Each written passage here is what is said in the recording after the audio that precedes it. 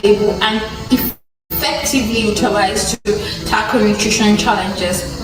Founded with a commitment to evidence-based research and community engagement, NDDI has been at the forefront of nutrition advocacy and policy development.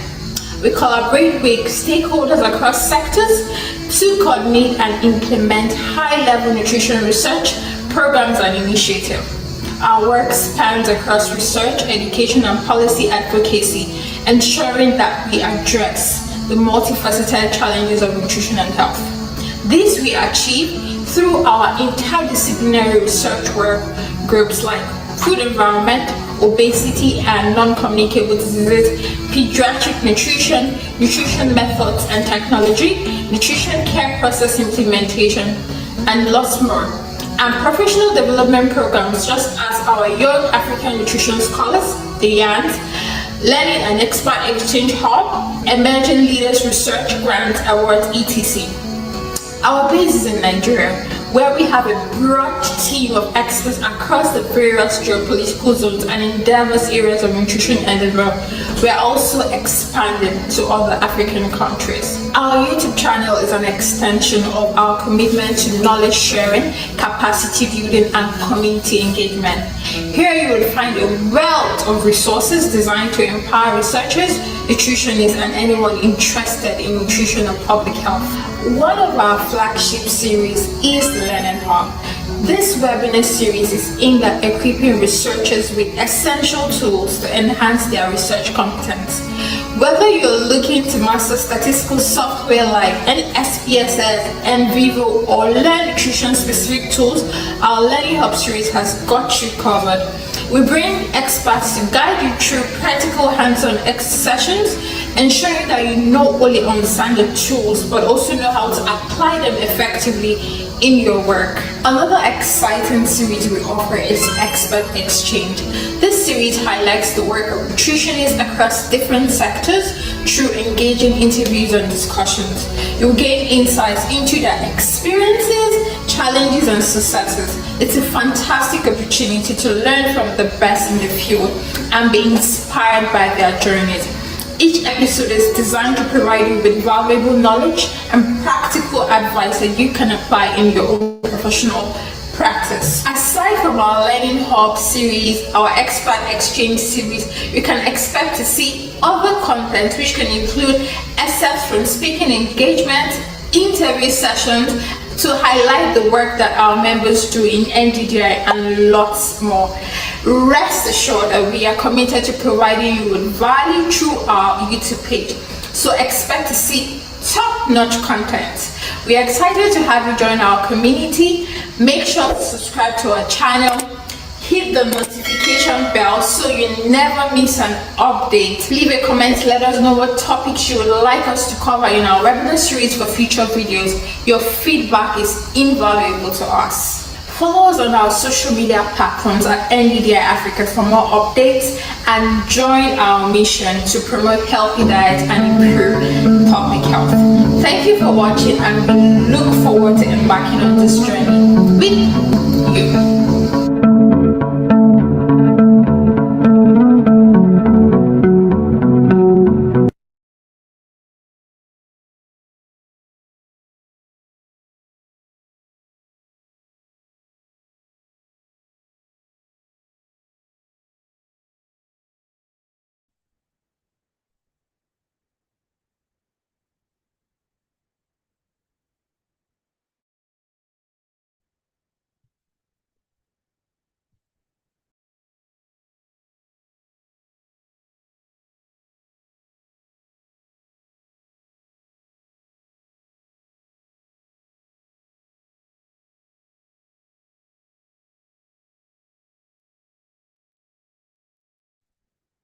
Hello everyone, and welcome to today's our Learning Hub series. Today I hope we are all ready, because this is going to be an exciting edition. So please, if your friend has not joined, go and send them a DM now, place a phone call and tell them that we are about to start. We are starting exactly by 7. So kindly kindly log in. Please inform your friends so that they can join now because we are about to start. Thank you, everyone, and thank you for joining. I hope you are all excited. Thank you so much for joining. Well, today is the first day of our 2 days learning series on applying principal component analysis in dietary pattern. And today we'll be hearing from Professor Juliana Vaz, who is a professor of nutrition at Federal University of Pelotas, Brazil. She'll be guiding us on applying principal component analysis in dietary pattern. So please, let's be ready for today's section. I hope you are all ready. So if you are here, kindly react with your favorite emoji because I am excited for today's series. So react with your favorite emoji. I want to see it on the call. I want to see it. I'm not seeing any reaction. I know that a lot of us have joined. So kindly react to your favorite emoji as we proceed. So I would like to start off by introducing myself. My name is Onyang Obabadin Chinobi, and I am the research administrator for Nutrition Drive for Healthy Diet Initiative, which you know as NDDI. Today, I will be hosting this session, and I'll be moderating this session, and I'll be co-moderating with Favor Okezechidima, who is also a research associate here at NDDI.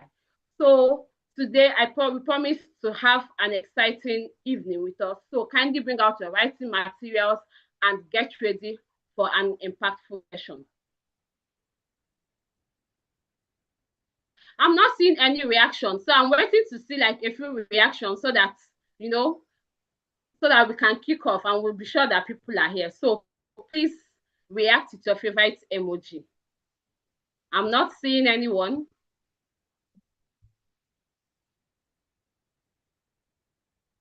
All right, okay. I'm happy. I'm seeing smiles. Yes. Thank you so much for joining us. Now, today is the first day of the series, and today we'll be doing the introductory aspect. So we'll just be having an overview of what this is all about. While we go into the application of the process. So today is going to be an introduction of the session. Now, before we introduce our facilitator, would like to test our knowledge on what we know about principal component analysis in dietary pattern. I'm sure some of us have heard about it, and some of us might not have also heard about it. Now, this is for us to actually test our knowledge and to know how far, since today is the first day, after the second day, we'll take another one as well, and then we'll know how far we have gone with this. So please get ready. Know that it's going to be completely anonymous, and I'm about to launch the poll. So please give me a few minutes to launch the poll so that we can do that before our facilitator will take over. Thank you very much.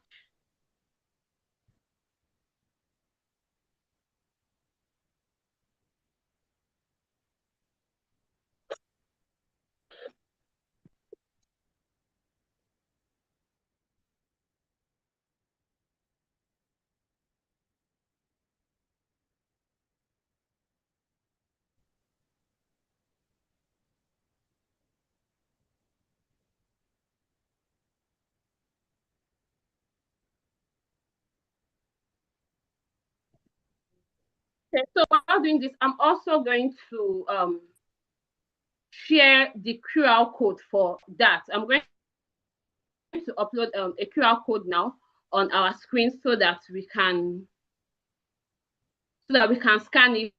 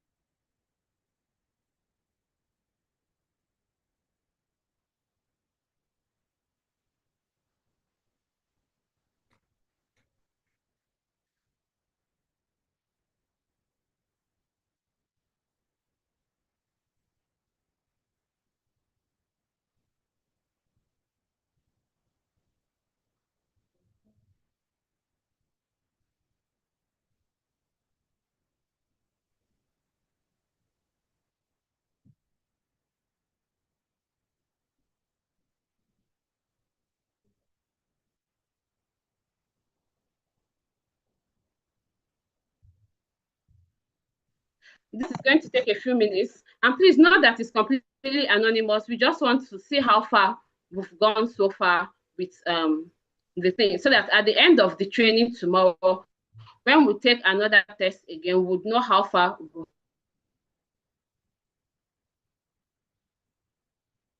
with it.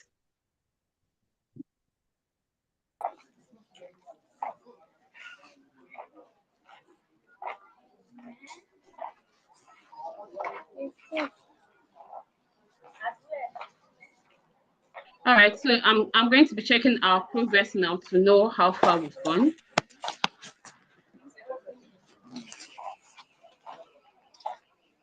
Yeah, give me bottle water.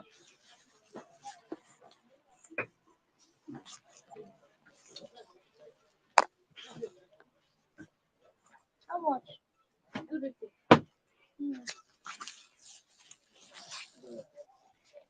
Hello?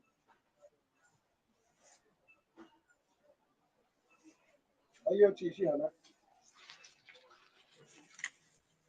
No cold more than this. I'm Betty.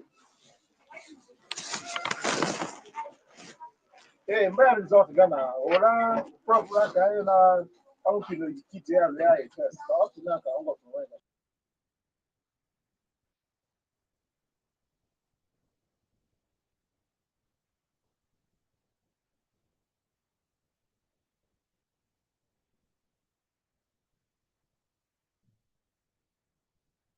Sorry, we're having a bit of network challenge. So the QR code is here. So kindly scan.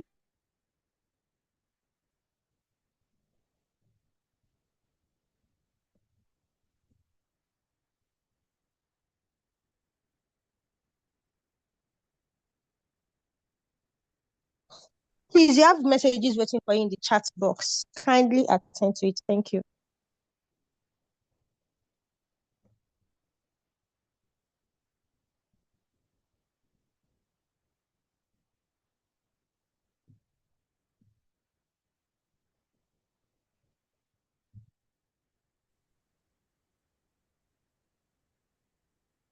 Some of us are using our handsets. So how do we scan?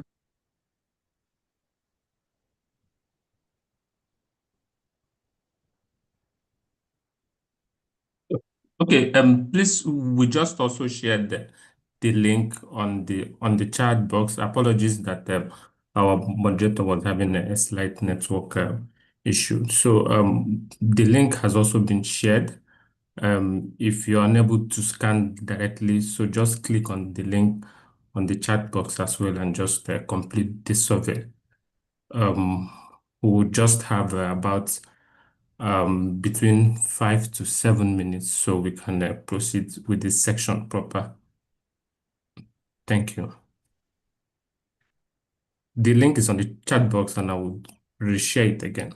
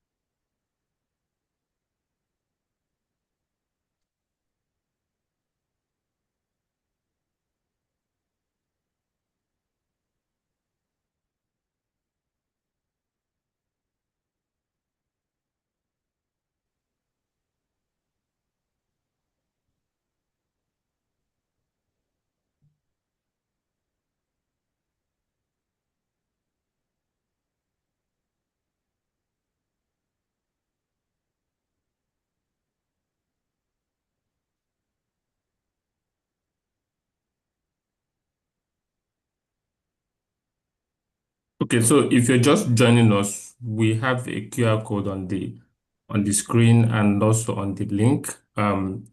It's just for you to fill it. It's more like a pre-test, after which we would proceed with the section immediately. Thank you. I have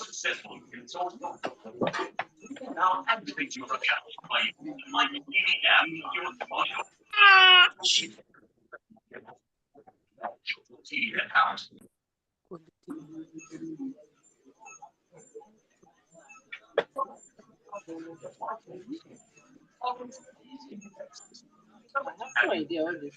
It's like they've already done something before this retest. Mosquito. It's like they are rearing them here.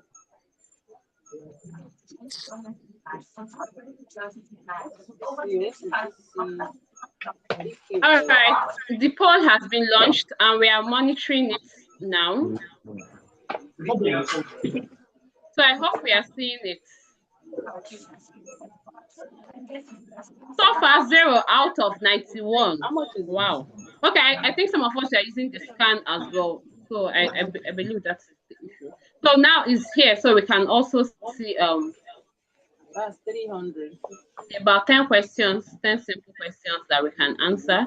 Remember, it is completely anonymous. We are not going to know who Come and take or what watermelon. it is. It's just for us to test ourselves while this is How going on. many? Maybe So kindly fill the form. Only myself. So I bought plenty now. Please mute yourself. Please mute yourself. Someone, please, can we mute ourselves? Thank you. So that we can all enjoy this webinar.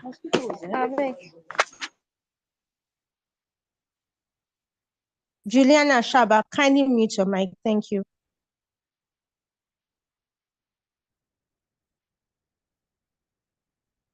Guys, just to explain the two options, that is PCA or DKA, is the first one is principal component analysis and the other one is diet quality index.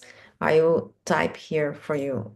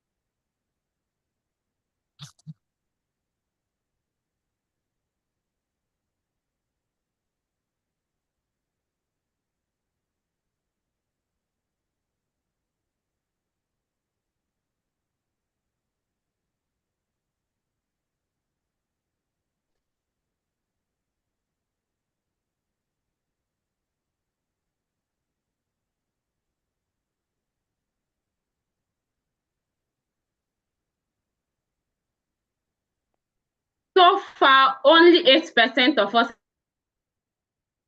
have participated. Please, let's continue to do this. This is completely anonymous. Please note that it's completely anonymous. It's just for us to assess ourselves before and after, so that we'll know how much we've learned over the training period. Okay, the numbers are increasing and I'm excited about that.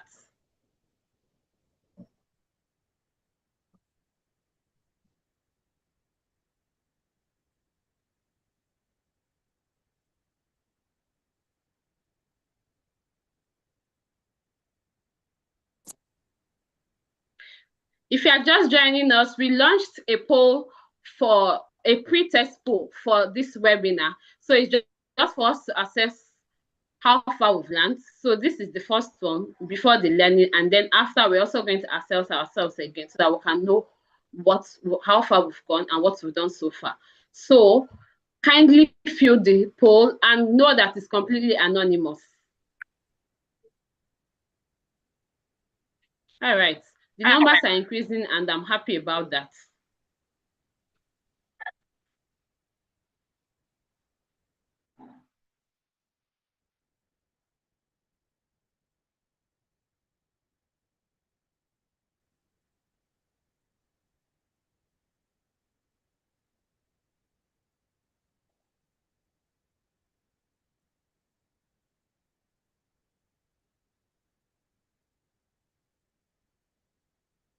Okay, so we shared the link to a survey, and then we also put up this poll. So if you use the survey, that's fine. We'll share the answer later.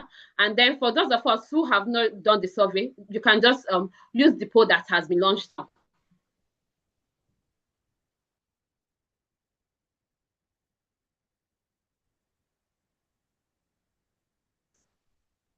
Continue to fill it.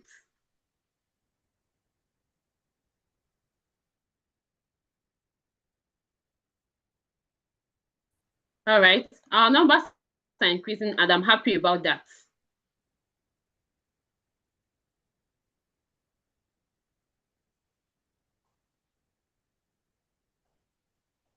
If you are joining, welcome to. We haven't done anything. If you are just joining, we haven't done anything yet. We just launched a pre-test poll for us to assess ourselves. And please note, it's completely anonymous. It's just for our personal use so that we can know how far we've gone. So I encourage you to continue to fill the poll.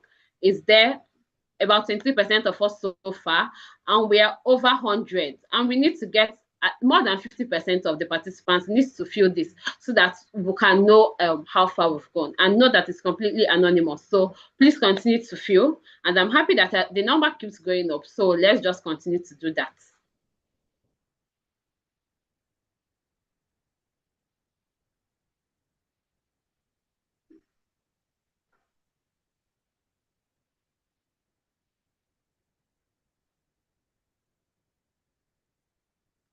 Okay, so we are over 100 participants, and about 30 of us has filled this. We are not even up to 50 people have not even filled it so far. So please, let's just continue to do it. At least let's get above 50.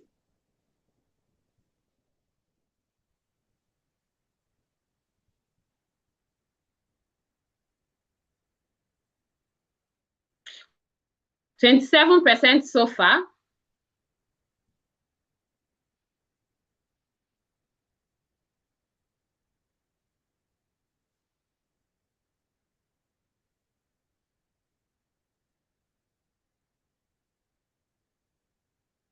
Thank you for joining. The numbers continue to increase, and that's so exciting. And our participants are also increasing, so that is very nice.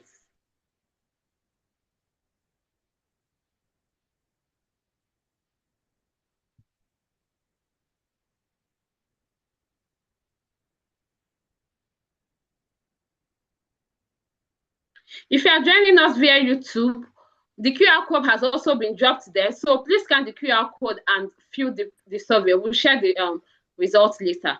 So the poll is for those joining via Zoom.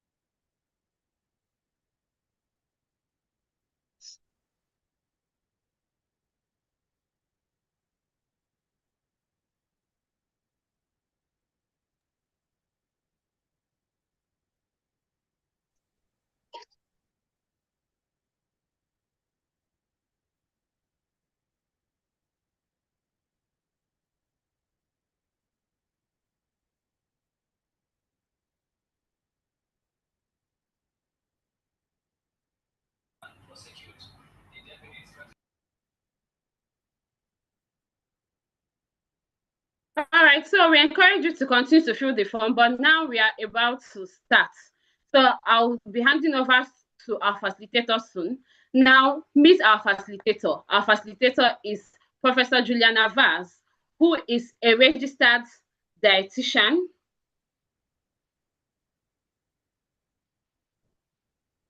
Professor Juliana Vaz is a registered dietitian and has a master's degree in endocrinology and a PhD in nutritional sciences. She's currently a professor of maternal nutrition in the Federal University of Pelotas. And she's experienced in conducting cohort studies, clinical trials, and laboratory researches related to nutrition and its impact on health. Professor Juliana is currently involved with collaborative projects with national and international institutes concerned with maternal nutrition, breastfeeding, and dietary assessment methods, and autism. So please react with your favorite emoji. Please, a round of applause as we welcome our facilitator.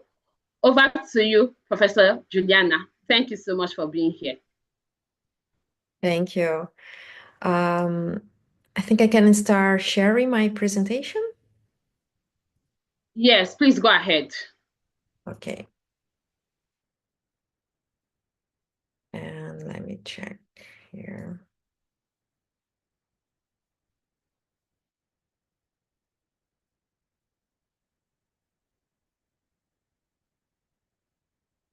Can you see the full presentation? The full screen? Ah, yes. Okay. Of course, I'll stop here. Okay. So hi everyone. My name is Juliana. So first of all, I'd like to thank for the invitation. It's a pleasure to collaborate with NDDI. I need to mention that last year our graduate program received 2 students from Nigeria, Yuju and Foma, to conduct academic mobility here through Erasmus Mundo, and also a 1-year visiting professor, Professor Nikera, that is working with me since then.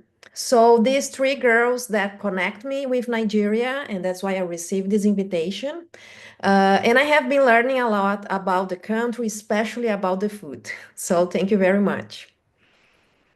So I have received the invitation to provide you with 2-day classes on dietary patterns, which I divided in day 1 today as an overview on the topic, and day 2 as a more in-depth class on how to conduct a dietary pattern analysis and how to organize a data set and how to run this analysis, okay? So in this first class, I will make a brief introduction and talk about diet quality index and dietary patterns. To clarify the main difference between these both methods, right?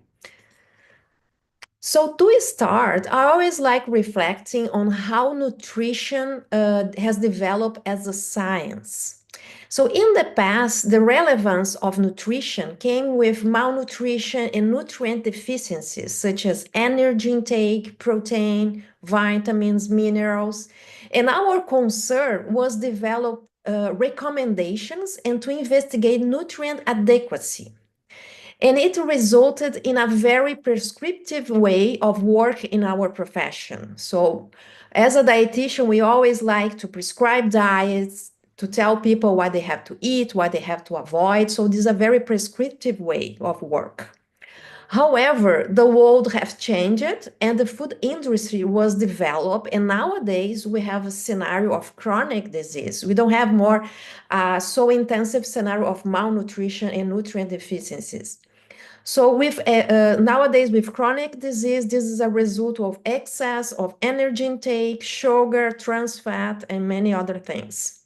So if you look at the studies from the 80s and 90s, or even before that, most were focused on estimation of energy intake and nutrients. But nowadays, only work with nutrients are not enough to explain most of the chronic disease. For example, some studies that says that saturated fat are associated with with the development of chronic cardiovascular disease, but others don't. So some studies are very inconsistent if you only work with nutrients. So in nutritional epidemiology, analyzing nutrient intake only by total quantity is very insufficient. And in the last 4 decades, the 4 decades, I can say, the discussion that people don't eat nutrients, but foods has grown. And we have developed To different ways. interrupt you, ma, Pardon me? we are not seeing your full screen. Please, can you share your presentation in the use the presentation mode? We are not seeing your screen fully. Thank you Oh, so much, ma. sorry.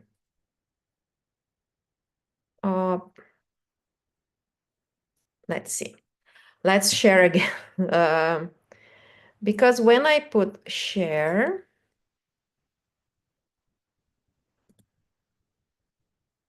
so yes, I want to share. So are you seeing the presentation? Let me see. Okay. Are you seeing? Not yet. Not? Let me see.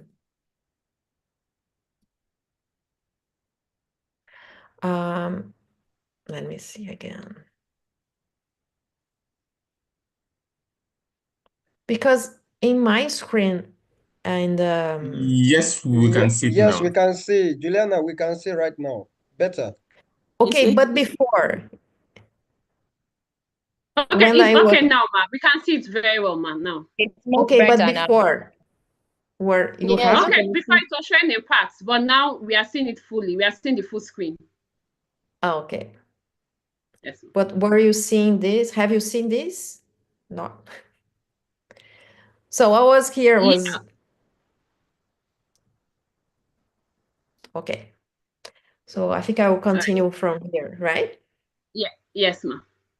Well, sorry about that. If you would like me to record again to post on the YouTube, you can let me know, right?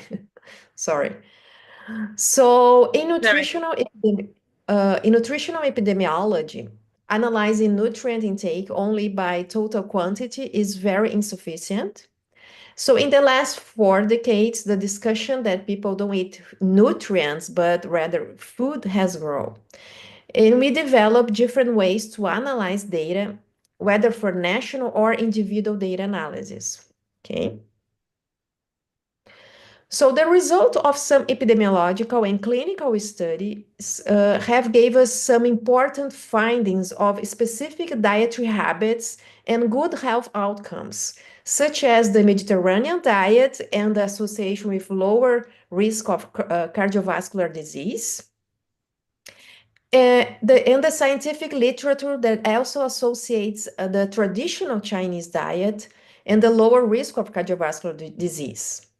But it doesn't mean that we have to change our diet, our culture, our diet habits to a Mediterranean or a Chinese style because you don't live in these areas. However, other food habits are very healthy, such as the Brazilian one that you can see here in the pictures, that I can guarantee that is also very healthy. And what about the Nigerian diet? So we need to research on dietary habits of other parts of the world to show the healthy benefits of other cultures. So the question is, how could we identify other patterns associated to health outcomes? So here are the 2 ways to derive the analysis based on dietary patterns. We have a posteriori and a priori and a posteriori. So let's start with a priori method. The diet quality index is a priori method, is a hypothesis driven. What it means? It is based on a pre-established nutritional guidelines and recommendations that allow us to assess the quality and the composition of the diet. Let's review how health eating index was developed. This method was first proposed by Kennedy in 1995. And it was based on the recommendations of the 1992 US Dietary Guidelines. It was consisted of 10 component system of 5 food groups and 5 nutrients that you can see here. Each of the 10 components has a score range from 0 to 10 and a total possible score of 100. So in an individual assessment, we evaluate if the subject meet this reference of portion size of each of these components, and they receive a score. So the maximum is 100. So in this table shows how this system works. Each participants receive a score, and we can use this score as a variable in statistics, such as conducting mean, group comparison, linear regression, and so on. So here in this example, we can see that if the subject reach a minimum point of 6, 7, it is considered an excellent diet. And if it reach 55 or below, the diet is considered a poor diet. So this is how we conduct this. We apply and we analyze the system.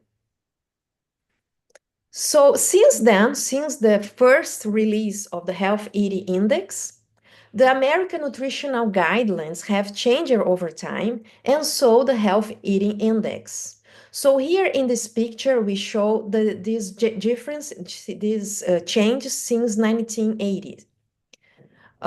So you can observe that from 2005 from now, the recommendations now are more precise in terms of portion size and grams according to food group.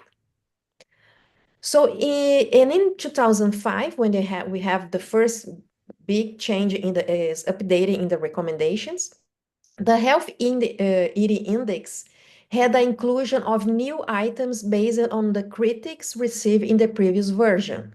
So here we can see, comparing to the original index to the first big change in the Health Eating Index, they have included, for example, dark green and orange vegetables, whole fruits, and whole grains, okay? So they included these new items in the index. We have now a current version of the Health Eating Index that is updated up to this year. Is still valid. And we can observe an inclusion of other new items, such as the seafood and fatty acids.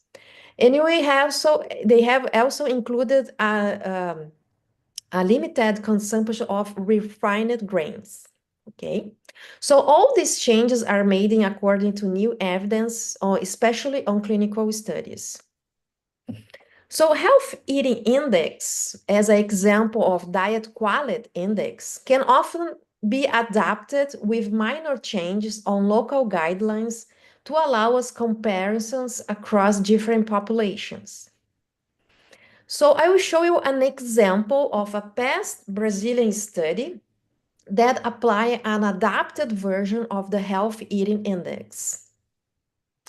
This Brazilian study was conducted in adolescents, participants of a cohort study from Pelotas, a city where I live, that is in the southern Brazil. So this table shows a description of how this score was adapted. So here were our components. They were composed by 10 groups. Here was also the maximum that they have to reach.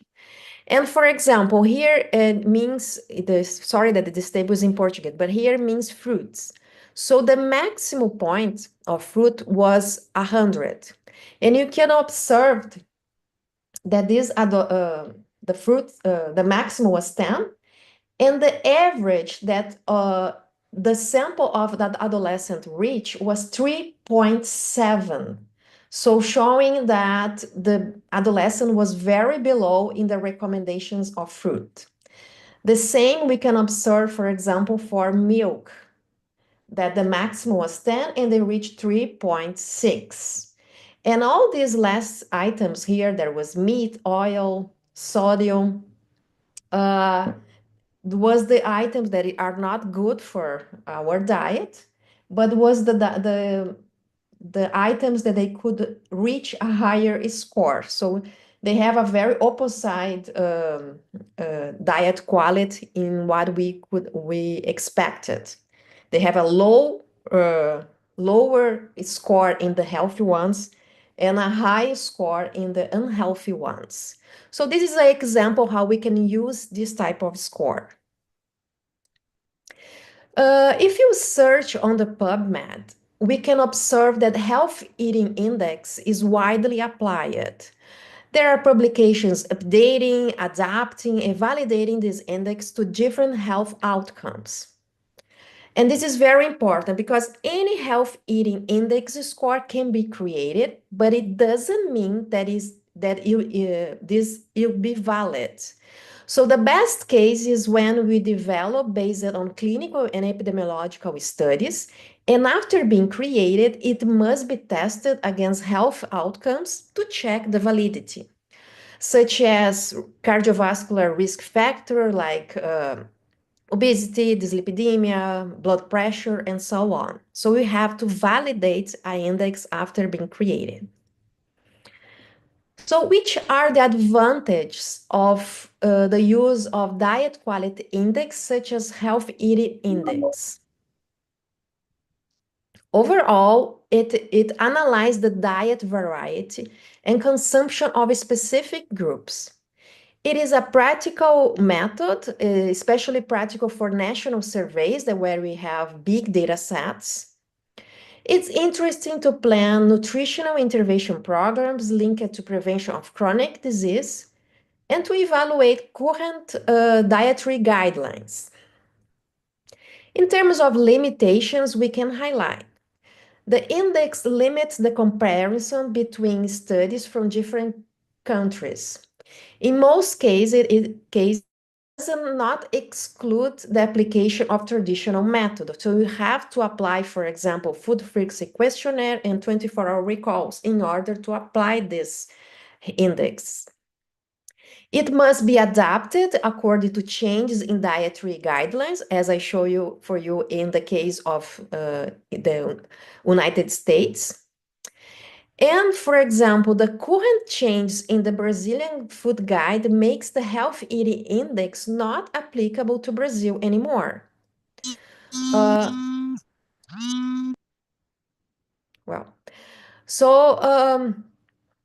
I will show you here. I think you are aware of the Brazilian food guide that is qualitative. So our food guide is very different from the American one. So now it's based on the food, on the degree of food processing, and you have 4 groups: unprocessed and minimally processed foods, culinary ingredients, processed and ultra processed foods. And our guidelines doesn't indicate portion size. Okay, it is a very qualitative. So for our new food guideline, the Brazilian researchers have developed a short index based on 7 items, which is a practical way to evaluate our food habits. So now we have a different way of apply this type of index, okay? So the second way to derive dietary patterns is using a posteriori method. So how it works? So the a posteriori method is the dietary pattern analysis. This is a complement strategy to single food or single nutrient-based approaches for capturing the intrinsic complexity of diet and the intercorrelation between its different components. The diet pattern analysis conducted on foods allow us to identify the patterns that most explain the habit in a population. And it's an easier way to translate into public health recommendations. So how could we identify the foods that most explain health outcomes in a population? So first, we have to apply a valid dietary method that capture the population food habits, such as food frequency questionnaire or a 24-hour recall. But these instruments provide us with a long list of foods. For example, sometimes we have food frequency questionnaire with up to 100 food items or even more. And if you apply a 24-hour recall, sometimes we can end up with 400 food items. But how could we visualize so many dimensions, combinations of food all at once? For example, if I'm interested to evaluate cardiovascular disease in my population, I could think, okay, cardiovascular disease, we have association with fatty foods. So I could pick up all fatty foods, but we have to reflect that we sometimes you have subjects that eat fat food, but they also eat plenty of veggies and whole grains that has fiber, that we know there is a protective nutrient for cardiovascular disease. So how could we overcome this type of limitation? Is there a way of taking into account all factors and simplify this process? So yes, we have the principal component analysis, or PCA.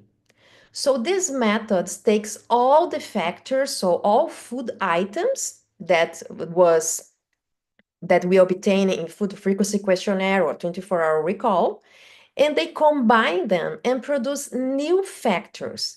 These new factors are the principal components that explain most of the information of the food diet in my population. So the PCA simplifies the data without losing information. In this example, it gets for 80 to 150 food items from a food frequency questionnaire. That means 880 to 150 variables from our data set. And the PCA delivers 3 to 4 to 5 principal components that most explains a population food habit. I will explain these steps in details in tomorrow's class, okay? So today I will continue with a more overview of this method. So the PCA is a statistical method of reduction or aggregation. It reduces a large number of variables into smaller groups. That means the patterns. So these new variables that we call patterns are correlated with each other. So the PCA overcomes some limitations: the inability to detect a small effect of single nutrients, the difficulty in assessing intercorrelations and interactions between nutrients, and set differences of food consumed by a population. So to illustrate, I will show you a study that I have conducted here in Brazil. In this study, this study were composed by 4,000 adolescents of 18 years old, participants in a birth cohort study. So at 18 years follow-up, we apply a semi-quantitative food frequency questionnaire composed by 88 food items with 8 frequency options for each of these foods. So when we conducted the PCA analysis, we identify 4 dietary patterns: the meat and fast food, the fruit and vegetables, the candies, sweets and dairies, and the common Brazilian.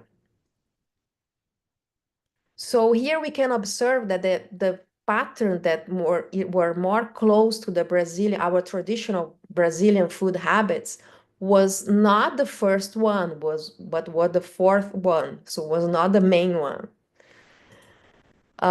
So after have run and the dietary pattern, after have established the dietary patterns, we conduct some associations, some statistical association with the lipid profile of the adolescents.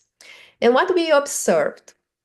We observed that those that have a higher adherence to the meat and fast food, it means those that have a higher score on this pattern, we observed that these adolescents had a lower HDL cholesterol, so which is a not good result.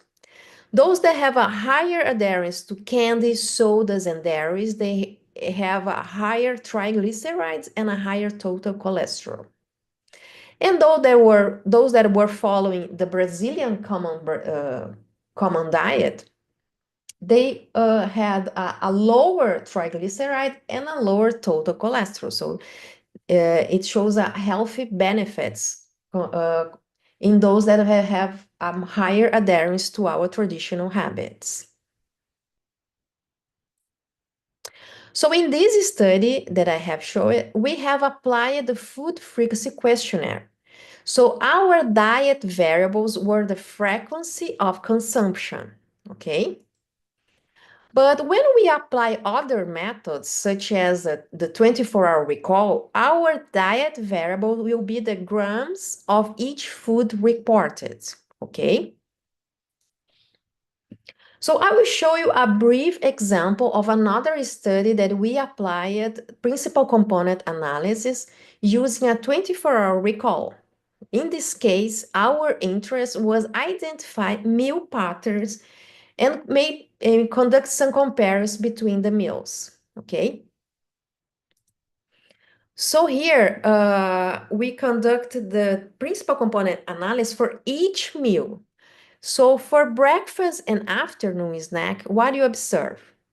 For breakfast, we identify two principal component patterns, two dietary patterns.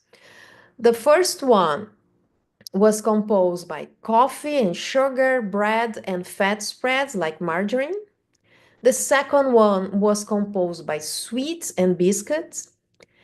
And making a comparison with the afternoon snack, that is a meal kind of close to the breakfast, we identified three dietary patterns. The first one was, again, bread and coffee and sugar, bread and fat spread. The second one was composed by soda, snacks, sweets, and chips. And the third one was cake and a negative correlation with beverage and biscuit. That means that these two food items, they don't consume. And the lunch and the dinner. For lunch, we identified three patterns. So the first one was rice, red meat, and soda. The second one was white vegetable and negative correlation with pasta. And the third one was processed meat, root and tuber, and negative for beans. So not a healthy patterns for lunch, right? And the dinner, that is kind of similar to lunch time. We observed again three patterns. So the first one was composed by beans, rice, and negative for dairy products. The second one was a very negative pattern, so we only observed negative correlations. And the third one was processed meat, vegetables, sodas, and negative for pasta. So this was a meal pattern analysis that we conduct with kids that have autism. So it shows that how difficult is the process to feed these kids, okay? So my intention here was to show you a different way to explore diet patterns using the PCA analysis for each different meals, okay? So main limitations with the dietary pattern analysis, okay? The dietary pattern analysis, the definition of, there are many steps in the analysis that depends the researcher's decision, okay? Such as to define the number of patterns. So there are many aspects that I will explain for you tomorrow that depends of the experience and of the researcher, okay, in the eye of the researcher. So the patterns that we identify, they are not comparable with other studies, because when we conduct the dietary pattern analysis, they only belong to that population that we analyze, okay? The food consumption, the patterns sometimes that we identify, sometimes they are very correlated to income and education. We can have some bias in the definition of the patterns. So the patterns limit comparisons between studies, especially from different countries. And it does not exclude the application of traditional methods such as food frequency questionnaire and recalls. So make a comparison between diet quality index versus the dietary patterns. So diet quality index is a hypothesis testing based on dietary guidelines or recommendation.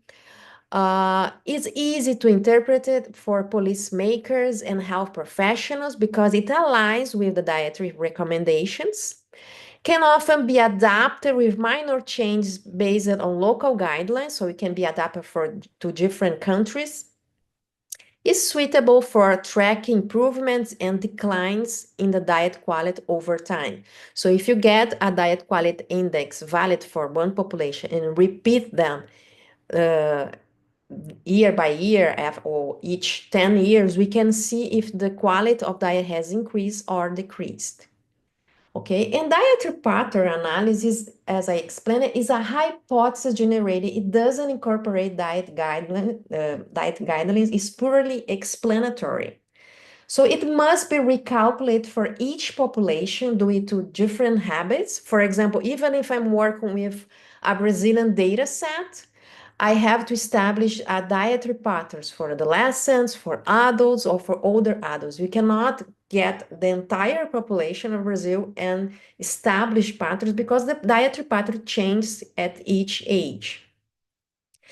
So patterns can change over time. So even if you work with the same population over time, we know that we change our diet habits, so you have to run the analysis again, okay? And so the patterns may not be comparable between studies and across different population. So this was what I have prepared for today. Hope you have enjoyed it. But I'm available for question. And tomorrow I will follow up with our second class where I will explain more in deep and review some of the topics that I provided you about the principal component analysis. Okay? Thank you so much, Professor Juliana, for I don't know if you want that I session. stop sharing. I think I stopped sharing. Okay.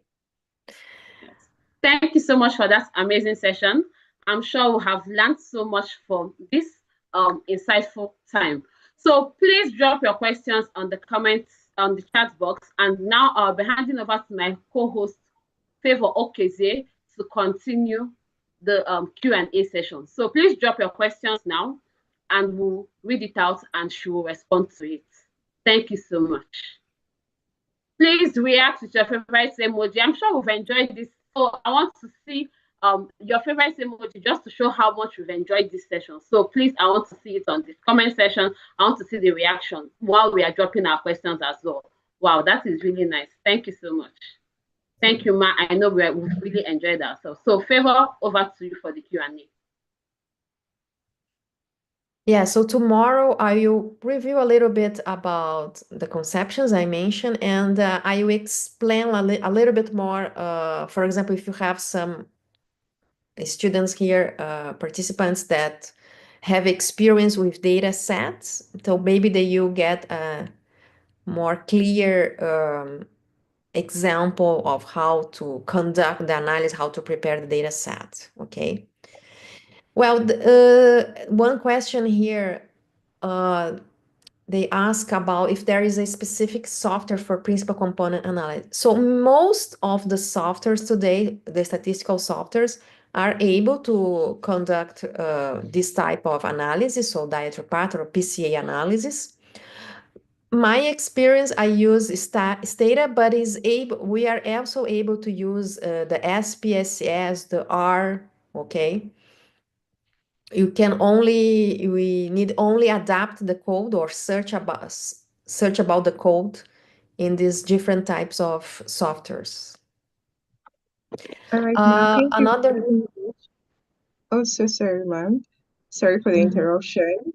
Thank you very much, Juliana Vaz, Professor Juliana Vaz. It was a wonderful presentation, and I must say a big thank you. So I will be helping you to moderate these questions at the comments section. So first of all, let me let everyone know that you are all free to send in your questions, and they will all be attended to accordingly. So you are also free to turn off your mic, or you can raise your virtual hands up, and then you'll be allowed to ask your questions. So here I can see that there's a question: what does having negative correlation mean? Over to you, Professor Ma'am. Yeah. Thank you. Please. So when you conduct the PCA analysis, the analysis per se will conduct a correlation among all the factors, all the food items that we included in our data set. And sometimes you can have positive correlations. So most of the time you have positive correlation, but you also have negative correlations.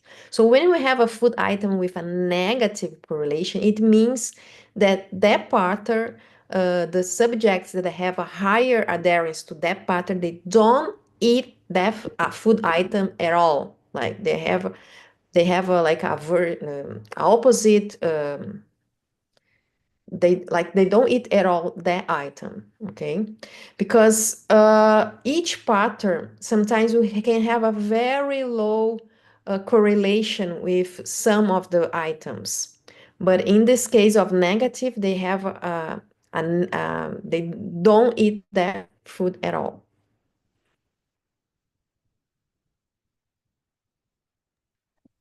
All right, thank you very much, ma'am.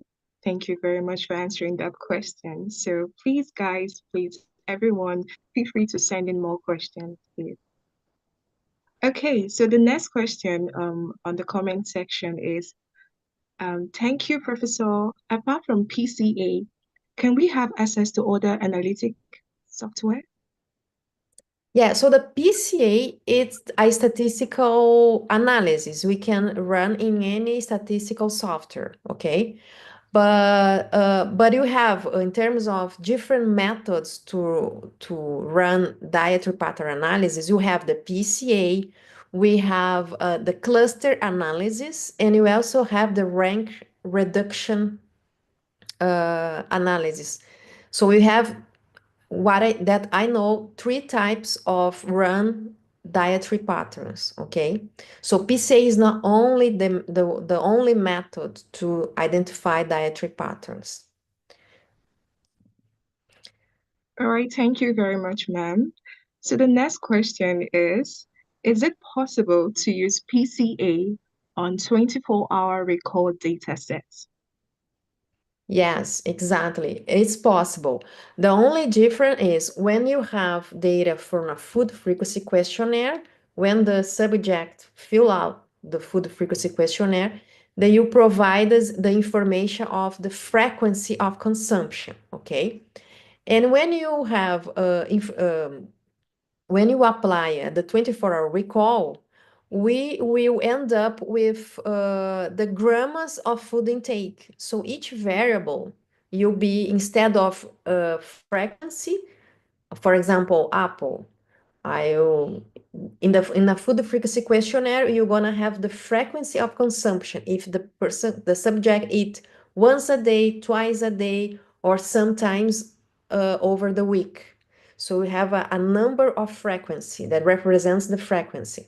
When we have a 24-hour recall, the apple will indicate the grams that this person eat in terms of apple. If it is a small apple, is a bigger apple, and so on. So the only difference is the unit of each food item that you're gonna have. I will, to be more clear, tomorrow I will show you a data set. Then I will explain better to be very clear about that.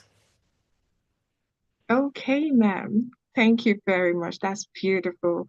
The next question on our list is, please, can we use both FFQ and 24-hour recall at the same time for PCA? Well, to derive dietary patterns, you don't need to have the both methods. We can choose one or other, okay? So because both methods are, if the methods are valid for our population, it's better we choose, okay? And the food frequency questionnaire sometimes is easier than the 24-hour recall, I could say. But sometimes when you don't have a food frequency questionnaire valid for our population, we have to apply another method such as a 24-hour recall. They don't need validation, right? So that's why sometimes we can use food frequency questionnaire or the 24-hour recall. So we can choose. It's better we choose one or other method. Okay, so it's better to choose one. Okay, Yeah. that's really. So the next question is, what is the similarities between DQI and DP? Well, I guess in this, the question is we don't have so much similarities because the diet quality index is based on, as the name says, it's a qualitative information of your diet. And the dietary pattern analysis is a more broad analysis, is a more the diet quality, we know what we are looking for. We are looking for if the subjects eat fruit, eat milk, eat meat. And in the dietary pattern is a different way. We don't have hypotheses. We have the information of a food frequency questionnaire or other method, and you search for the patterns, okay? So, like, it's different methods, okay?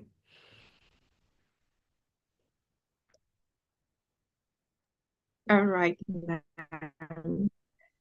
Okay, so the next question is, can factor cause save, can factors cause save after PCA be used in logistics regression? What would be the best way to use them assigned to Quartile, yeah. Yeah. Yeah, or that's a good question. That's a very good question. Yes, I will explain tomorrow. So when you run the analysis and you identify, for example, I wanna keep 3 patterns or 4 or 5 uh, after that, we can request the prediction of these variables. So the program the program deliver these variables for us. So the variable, each individual will receive a score of adherence to each pattern.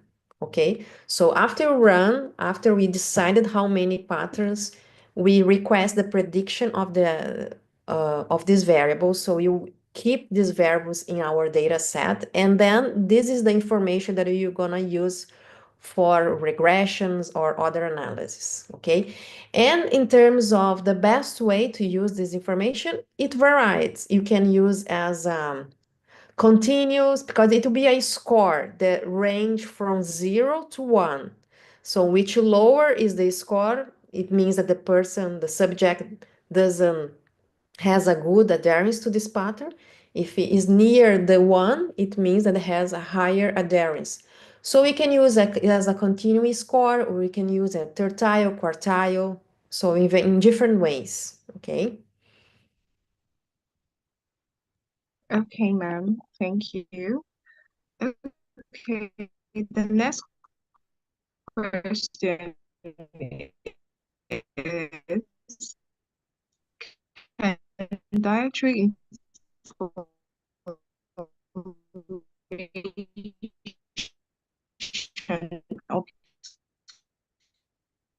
information with multiple parts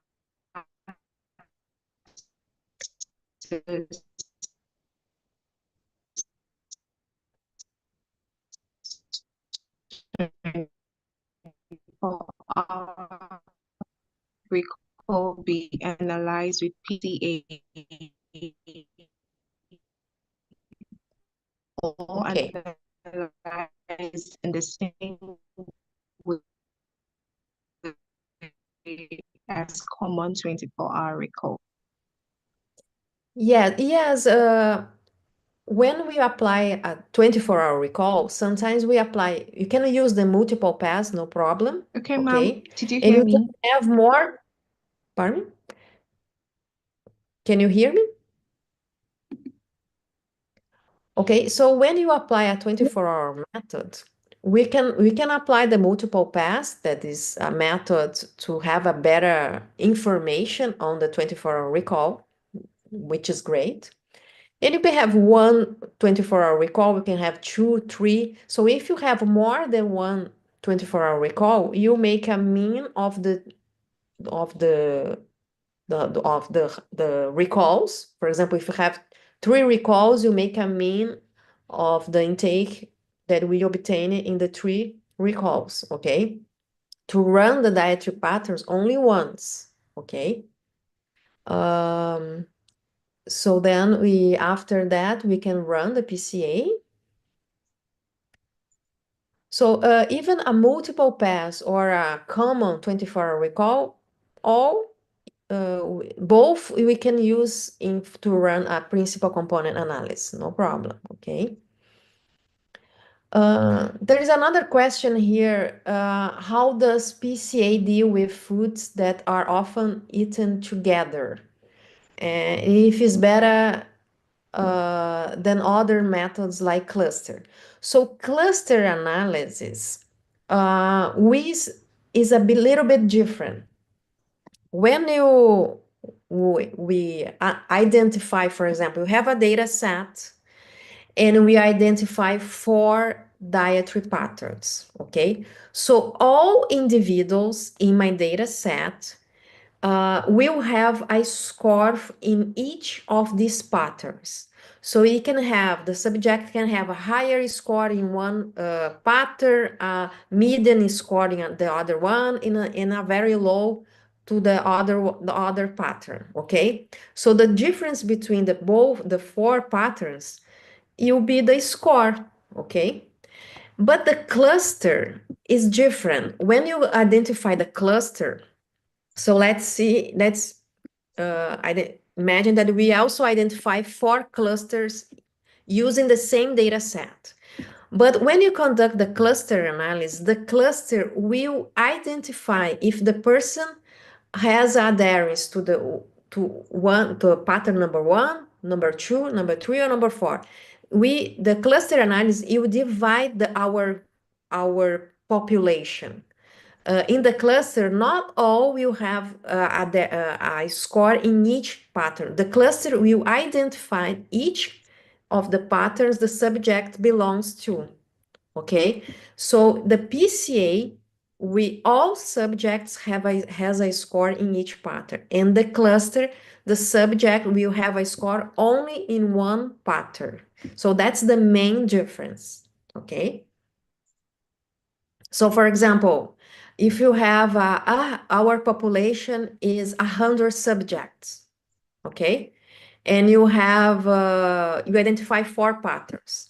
The PCA, all subjects will have a score in each pattern. And in the cluster, if you identify 4 clusters, we have 25 subjects in one cluster, 25 in another one, in each of the others, okay? So the clusters divide our population, okay? All right, so the next question is, how about the new diet quality questionnaire? Can it also use PCA? Well, yeah, it's possible. Okay, you only have to be concerned about some statistical, how can I say, conceptions when you run the PCA, but it's possible. Okay. So, for example, the DKK, we have around 20, 25 food items, and the person replies yes or no. So we're gonna have, let's imagine that it's 20 items. So in each item, the person is gonna have 0 or 1 as a answer. And you can run the PCA. You can only need to be concerned about the 0 or 1 information, but it's possible to run PCA, okay? All right, thank you. One more question. Okay, for countries with no single real food database, will it be a limitation to do PCA for dietary pattern analysis? No, you're not gonna be a PCA for, sorry, you're not gonna be a limitation. Because, for example, as the question before, if you use, for example, the DKK, you don't need a food database, right? You don't need a food database to define nutrient intake or even grams, okay? We can use an example is the DKK. We can apply the DKK and conduct the dietary pattern analysis. Okay. The difference is we are going to establish the pattern based if the person eat or not each food item. Okay. So it's different when you apply the 24-hour recall that you have the grams. So you're gonna establish pattern based on the amount of each food eaten or each food reported, okay? All right, so I think that's our final question for the night. So please remember that tomorrow we'll be having a practical session. And for that, will be a Google link has been dropped on the chat. Please use it to access a material that is going to be very helpful tomorrow for our practical session. So please remember to join on time. Thank you so much, Professor Juliana, for this amazing session. You can see the reaction on the comment section. People really enjoyed themselves, and I'm sure we are going to come back I'm sure we are going to come back in more numbers tomorrow for the practical session. So thank you so much, ma'am. You're welcome, and hope you'll see you all tomorrow. Okay. Yeah, hope to see you all tomorrow. Thank you so much. So please have a good night, everyone. Make sure you access the material on the link. The link has been posted on the group chat now, so just access it, and the Google link has been shared. So access it and download those materials. They are going to be helpful for tomorrow's practical session. Thank you so much for joining us, and have a good night's rest, everyone. Thank you. Bye. Bye.